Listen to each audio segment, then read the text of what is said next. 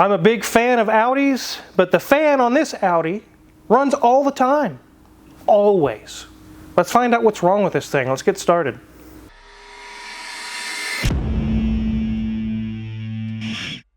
So this is a 2008 Audi S5 with the 4.2 V8. Not the V6 or the 2.0 4-cylinder, it's got the big V8 in it. About a month ago, we had a long string of Toyotas and Lexuses and things coming into the shop. It was like one after another, and then they went away. This month seems to be Audi month. It's weird how that happens in a shop. I always thought it was a gimmick when one of my mentors told me that when brands come into the shop, you can expect 5 or 6 in a row. And it happens every time. It's really weird. So the only complaint this customer has is rain or shine, day or night, key in, key off, it doesn't matter. The fan for the radiators runs all the time. Clear to the battery's flat. So we're going to dive into what I looked at to figure out what's wrong with this Audi S5. But before we do that, let's take a look around this thing. Here's the front of this S5. It has the blacked out grille and the blacked out Audi union rings. Auto unions, what they used to be called many years ago. This one does have some bumper issues going on. It looks like maybe something got snapped there. I'm not sure what happened. The paint is probably 4 or 5 out of 10. It's shiny, it looks decent, but it's got some defects in it that we'll show you as we go around. You can see one right here. There's like some chips going on right there. Do have some 5-spoke Audi wheels with some 19s on it. They look pretty good. Audi has some really nice wheels, stock wheels. We're going to go down this side. It looks nice. The paint's good on this side. And as we come to the back, I'll bring the trunk lid down. You can see it says S5 V-tuned. So it's got a tune on it, but that's not why the fan's staying on. Luckily the battery's in the back. We can easily get to it. It's currently charging because the poor thing was dead when it arrived. It was just, the fans run so hard, full blast, that it can't keep up. Same condition on this side. It's a little dirty, but as we get to the front, there's some bubbling going on underneath this paint. You can see right here, it's underneath the paint, maybe corrosion or something going on. And again, our bumper cover is popped loose. Maybe we can get that popped back on for the customer. Let's get the hood open. Fixing cars is what we do around here, and I'm honored so many people trust me to fix their cars, especially these really high-end ones, the nice ones. Part of the repair process also means keeping their cars safe. That's why I rely on today's sponsor, RealLink, to keep an eye on my shop 24/7. I've had other older cameras in the shop, but the RealLink cameras are so much more reliable and provide much clearer images. RealLink cameras are keeping my shop safe and secure. We have RealLink cameras watching the shop floor, front door, and parking lot. And now the garage door where every car enters and exits this shop. The Altus camera shows not only the car coming or going, but also who is in the driver's seat. This camera has a massive 20,000 milliamp hour battery that either provides 540 days of motion detection or 14 days of continuous recording. Since I'm most concerned about keeping the shop safe after hours, the Color X night vision on this camera provides 2K HD clarity. That captures clear images even in low light with no glare or reflections. RealLink cameras are so easy to set up. The dual-band Wi-Fi 6 connection on this Altus allows for faster speeds and ensures for a stable signal. I won't miss any movement coming and going from my shop. It also emails me with the video it just captured. This Altus has pre-recorded feature that captures the critical seconds even before motion is detected. It seems the world is getting more and more unpredictable. No more are the days of the Brady Bunch, but more like the world of Breaking Bad. What do you need to keep safe?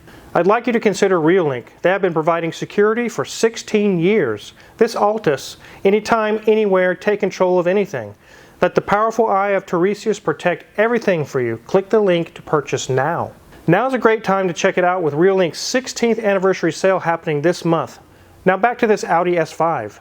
So back to this big 4.2 V8. Now it's not big in displacement, but as you can see, it fills up this engine bay very, very much. It's a little bit dusty and dirty, but it runs fine. There's really not much room to do anything. Anywhere. Front, side, rear, it doesn't matter. You're really not going to get your hands anywhere. They've really shoehorned this engine in. Luckily we don't have to take the engine out or do anything crazy, as so many Bentleys and other Audis have engine out requirement to get to some things. But the fans are right underneath this framework here. Let me shine my light down in there. It doesn't really give you very much room. There's hardly any room, maybe an inch or less, all the way down. So how did I figure out why this thing is staying on all the time? And before we dive into that, I'm going to hook up the battery and let you guys hear the fan. This is with the key off. The key's not even in the car. Just hooking up the battery. You guys take a listen. Here we go.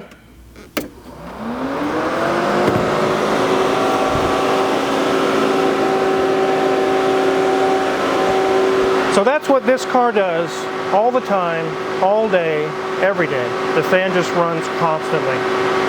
So I'll unhook the battery so Mrs. Swiffer can get you guys an interior review, and then we're going to dive into the data and how I figured out what's going on here.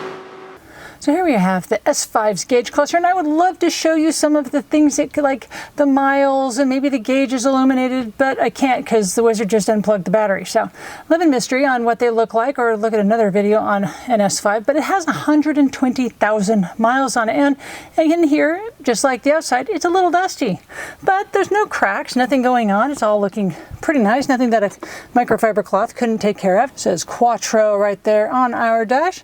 Nice infotainment center above those vents, and then we have our controls for the radio and HVAC systems. You can see that it is a automatic, and as we move back, we do have two cup holders. You get large and small. So well, someone's going to get a smaller drink, I guess. That's unfortunate for the passenger. As we look at the seat, we do have a seat cover on. We have a kind of a lime green with some faux carbon fiber on the sides with some nice lime green stitching as well. The passenger gets the seat cover and nobody else does. So I'm not so sure what's going on in that seat over there. Door card's looking good. Nothing too crazy. Got a little bit of a blemish there, but nothing that, you know, some leather repair or even some of the stuff we've used in the past called Mastoplasta. It's in the Amazon affiliate. It actually does a pretty good job. Covers them up. In the back seat, we can see that the seats do say S5 embossed below that headrest. Looks like they must have been in a hurry to put that armrest up because they left the cup holder in use position, not in stowaway position. So it's kind of out there standing at attention there. Okay, I guess it works. Headliner's looking good. Got a nice gloss there showing our lovely ceiling to our shop. So we're back at our steering wheel. We have our 4 rings there, and we have S5 down here at the bottom. It does have some wear and tear on it, but it does have 120,000 miles on it. So let's stop talking about this interior and figure out what's going on with the fan. So nothing's more frustrating than your car doing things that's out of your control. It refuses to stop, and a fan shouldn't run all the time. On a proper running system, it'll turn on to, get the system cooled back down, then it shuts back off. It shouldn't run all the time through the McDonald's drive-thru, through the drive-in theater, everything running all the time. That's very, very annoying. So let's get the scan tool hooked up and show you the data I looked at to determine what's wrong with this car. The fans are going to be running, obviously, while I have the power hooked up, but let's take a look. So the first thing I looked at is to make sure the temperature sensor is not bad or it doesn't think it's overheating. We're looking for like 250 degrees or something crazy, but when we look, we see it's reading correctly. Coolant temperature 87.8. So it's not an overheating issue. And there's several bits of data here I looked at, one of them being the fan activation duty cycle for fan 1 or fan 2. It's asking for about 8%, not 100%. Just a very, very slow turn, if at all. We also see the AC compressor is off. I have the HVAC system completely turned off, so the fan shouldn't be on for that. There's no AC pressure anyways. We're not looking at that today. And again, engine starting temperature 87. So according to the ECM, it is not telling the fans to turn on, neither for the air conditioning system or for an overheat condition. It's not telling it to do that, but it's doing it anyway. So what else could it be? Let's dive in. So we did see it has been tuned. Is it possible the tune is causing this? And no, because prior to this happening, it was tuned and it wasn't doing this. We're looking at the data with the scan tool. There's just no reason the fan should be on full blast all the time. The computer doesn't even ask for it to be on, but it's doing it anyway. There's something else that controls the fans. It's not just a dumb relay like the older cars. It has its own little module that controls the fans. Let's get this thing up in the air. I'll show you where it's at. It's not very convenient to get to either. So this S5 is a little rough, like you've seen when we did the walk around. It has some torn belly pans. It's got some small seepages going on. You could really write up a list on this thing and probably get $10,000 worth of work. That's not what the customer's interested in. They just want their fans fixed and then it'll go back out again. So here's our engine. I want to show you how packed this thing is. Here's the core support. There's the engine. I almost can't fit my hand in there. It's so tight. And then they got a pipe taking up some of that space as well. So what controls the fan? So there's the control module. You can see this wiring harness that goes to it. It's a little silver box. I'm wiggling it. It mounts to the plastic frame that carries the fans or holds the fans together. And it's quite a long job to get to that. We might be able to wedge that out and get it out, but it's very unlikely. It's so tight in there. It's quite an ordeal. To get the fans out, it pays 3 or 4 hours to get the fans out on this because it's so packed in there. On the V6 or the 4-cylinder, it's like an hour or two job. On the V8, double that. Let's do a quick rundown and look underneath the car and then get it back on the ground. Like I said, we have some seepage going on the lower oil pan. We have some seepage going on back here. It's very likely a rear main seal or an upper oil pan or something. CV boots are good. This is an all-wheel drive car. Brakes are nice and thick. Sway bar links are good. Ride height sensor is good. Nothing loose. Brakes are good. CV boots are good. Struts are not blown. That sway bar link is good. Nothing loose there. Here's the tail end of the transaxle. Kind of a transmission transfer case all built into one type deal. We have 2 into 1 X pipe here and then back into 2 again. Here's our drive shaft. Appears to be in good shape. It stays dual exhaust out the back. Here's our rear differential. I don't see any leaks going on there. Let's check these wheels out. Brakes are about 30–40% remaining on the back.